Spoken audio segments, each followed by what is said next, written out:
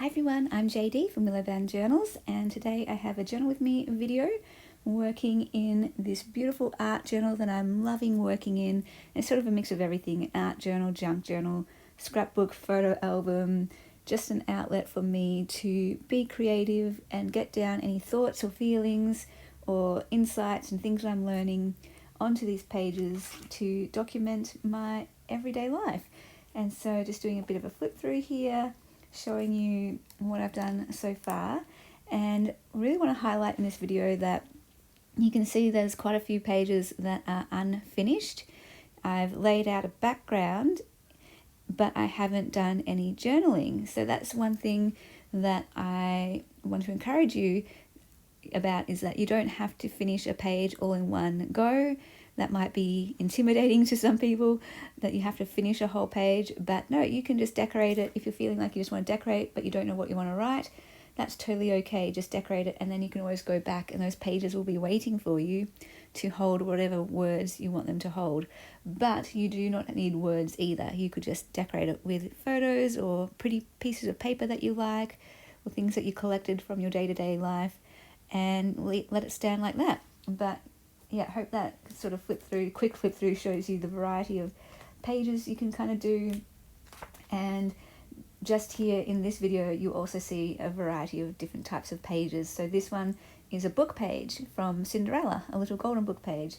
And I wasn't sure what I would journal about. I knew I wanted to journal something about pretty dresses. And then I just added this little scrap of paper for me to journal on at the bottom of the page to cover the words that were on that book page. And I wrote, "Just once I want to go to the ball. I want to wear a ball gown with my hair and makeup styled.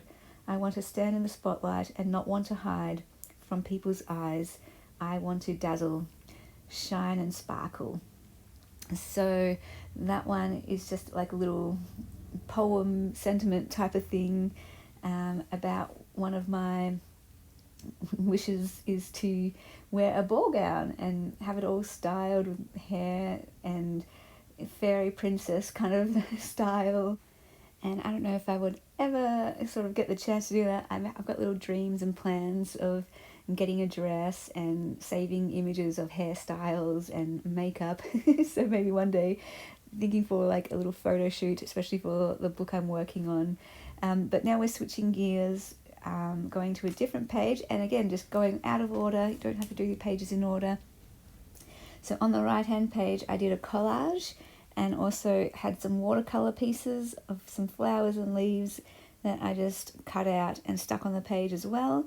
And I'm just writing about that huge insight that I got recently about how some people look at a flower and simply enjoy the flower, but I look at a flower and wonder about it, and wonder if I'm looking at it the right way, and what can I learn from it, and what does the flower mean, and where did it come from, and how is it teaching me. And so I wrestle with flowers. I think deeply about flowers, and it can be a bit annoying sometimes, because it's like, can't I just enjoy the flower without wrestling with it?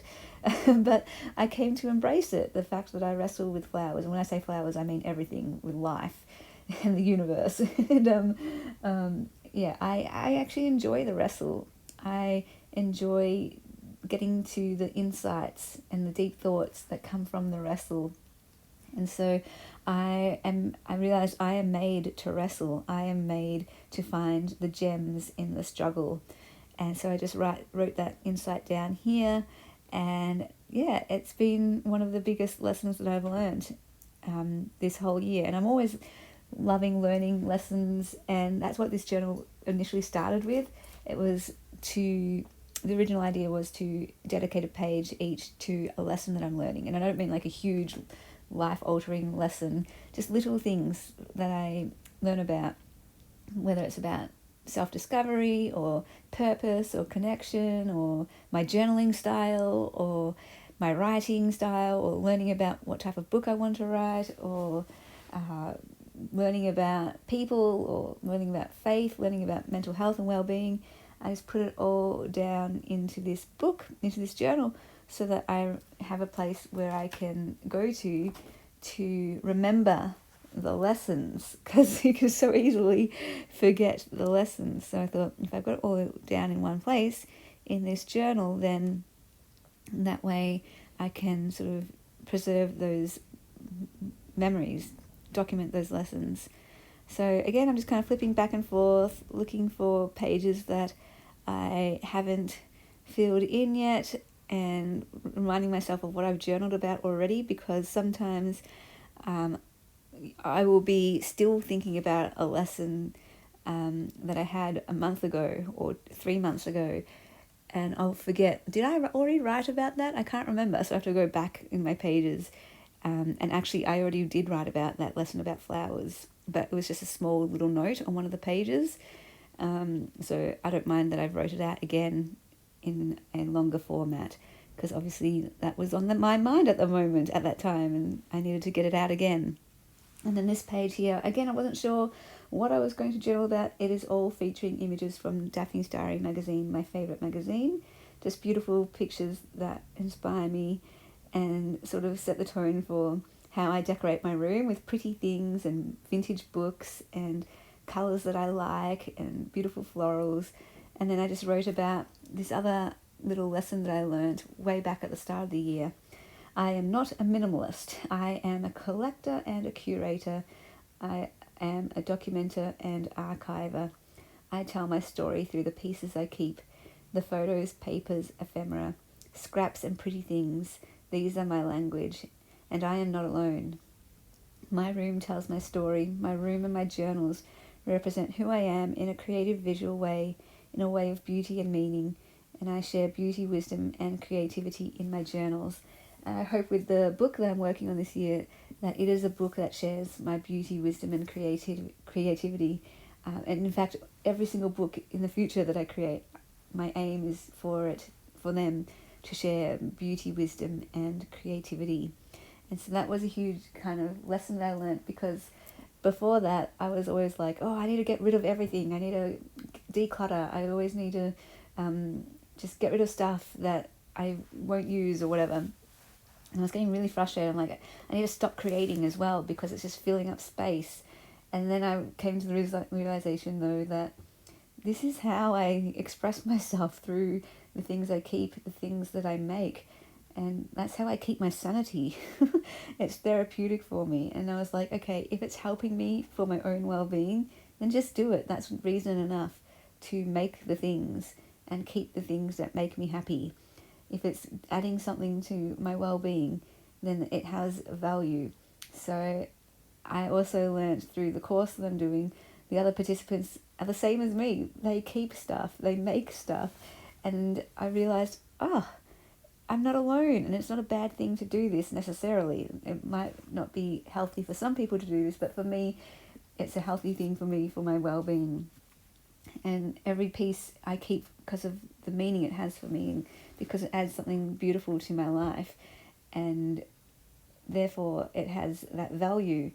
And I started to value the fact that I'm not a minimalist. I started to value the fact that I'm a collector, a curator, a documenter and an archiver, because it's important for me to do that for my own well-being, and for me to feel like I'm here and grounded and rooted in where I am, which is important for your own well-being and mental health.